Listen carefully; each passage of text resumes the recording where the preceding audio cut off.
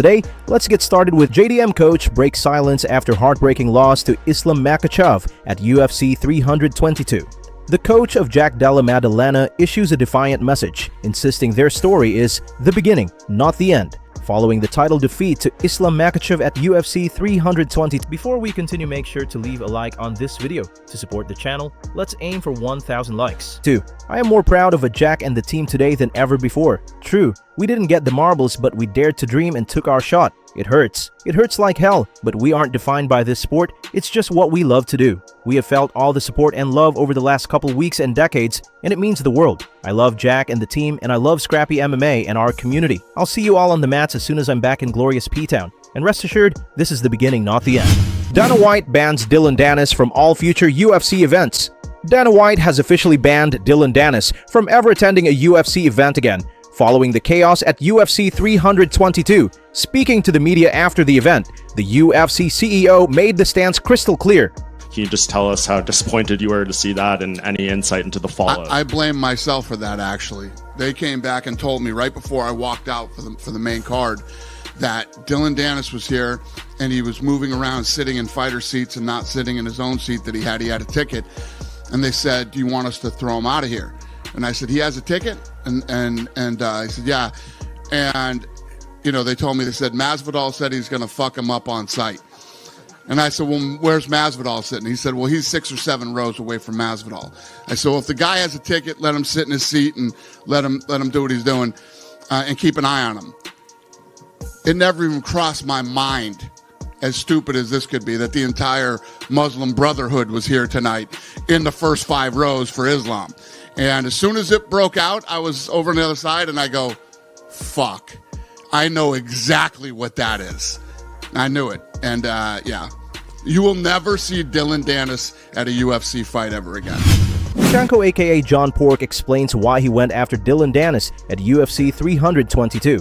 Chanco has spoken out after confronting Dillon Danis at UFC 322 following a heated buildup in which Danis repeatedly targeted Islam Makhachev online. Speaking to Red Corner MMA, Chanco explained why he felt compelled to step in. Yes, there's a scratch here, must be his tooth, and here too, I hit him, and here's the bump. I think it was not enough. He should have got more in terms of what he's done. Those type of things can't be forgiven. You have to be responsible for that. That's our way of life. If you said something, you got to be responsible. But as for him, I have no clue what their way of life is here. They say anything they want. They can insult someone's family, and it means nothing for them. But for us, any single word has its meaning, and you have to be accountable for it. Ali Abdelaziz BLASTS Ilia Topuria saying he's in the same situation Dillon Danis was. Ali Abdelaziz, manager of newly crowned UFC welterweight and former lightweight king Islam Makhachev, has launched a scathing verbal attack on UFC lightweight champion Ilia Topuria, urging to focus on his own division before demanding a mega fight. Superstar fights. You're right. There's one guy out there that's talking a lot of shit, and his name is Ilia Topuria. Is there any chance of that, Ali? But brother, at the end of the day, you know, honestly, like, I don't understand this guy. Like, he's just, in my opinion, just be yourself. Like, just, you have to be yourself. Like, you know, and I think, you know, I met this guy before. He's like a decent guy, honestly. Like, he's like nice, but in a way, like, we get this thing from him. Like, you know, you went there, you haven't even defended your title once. You understand? Islam defended 4 times. You know, have a couple fights. Islam will fight him. It's no problem. But in a way, why Islam? What Islam have benefit of beating Ilia Topuria? Right? Is like almost not beating Dillon Danis. It's like, because Ilia Topuria is one of the greatest fighters right now. Honestly, he's so good. Honestly, but in a way, you're gonna be in the cage 20 pounds less than Islam. You understand? Yeah. You know, and create your own legacy.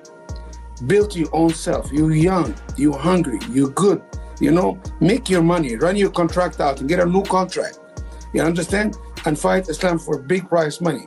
Let Islam do his thing, you do your thing, and after that you guys fight. But in a way, I feel he's taking a page out of Connor's book. When big fights on, you get on Twitter and write, and you get attention. Earn your own attention. Live your own legacy. Don't live legacy of other people.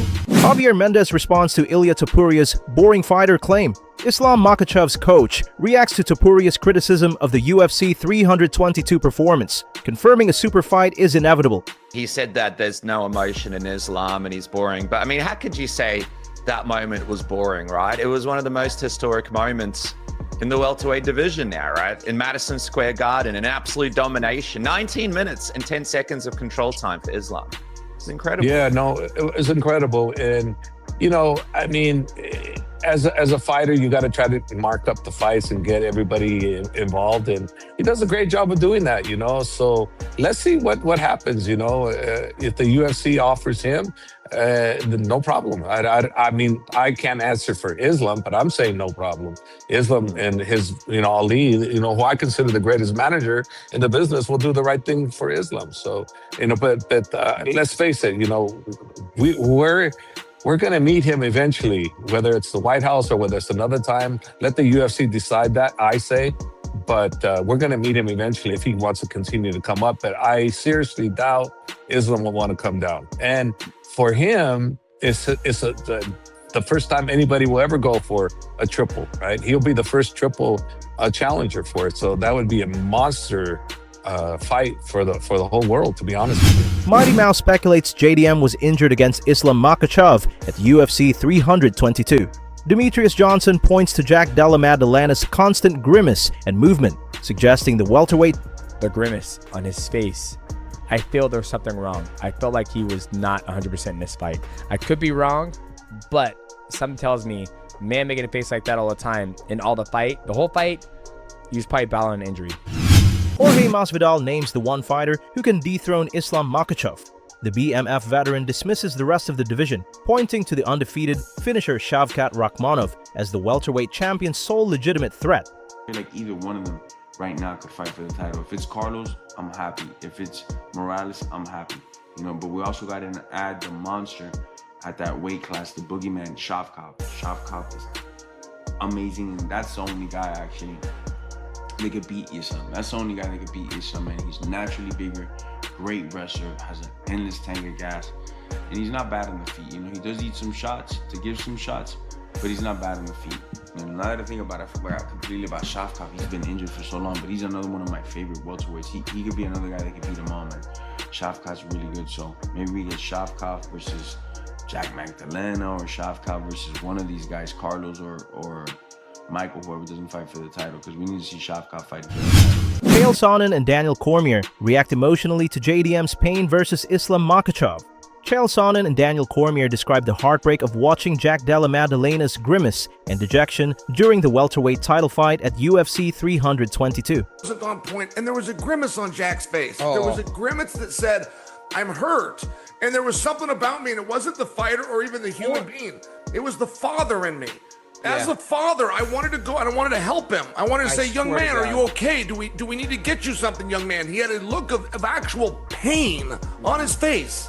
Chael, I gotta be honest, and I kind of felt bad for him when I was watching. Like, I felt like sad for him because he looked hurt and he just really looked like dejected and like kind of broken, and that's hard for a person to watch inside of an. Sugar Sean says Islam Makhachev is skilled enough to succeed at middleweight. Sean O'Malley predicts Islam could beat most 185ers and offers a fun comparison to current middleweight champion Khamzat Chimaev. Islam's smart enough to know that's probably the only, I mean, at 185, he could probably beat most guys. Probably could do that to most guys. Khamzat is just a bigger version of Islam. Like, there's just, that would be sick to watch. That'd actually be a fucking fun grappling fight. I'd love to see that. Henry Cejudo claims Islam Makhachev has surpassed Khabib's legacy. Henry Cejudo backs Islam Makhachev's achievements as GOAT-worthy, while Kamaru Usman defends Khabib Nurmagomedov's unmatched impact on the sport. Is Islam's legacy greater than Khabib's legacy? Yes. Just out of pure merit, 100%. Title defense is a two weight division thing, but it's ironic, bro. If they were to fight, Khabib would beat him. and the crazy he said it, and he said it himself. Like, dude, if I was to fight this dude, he'd beat me. You know what I'm saying? Yeah. So but it's all hypothetical, right?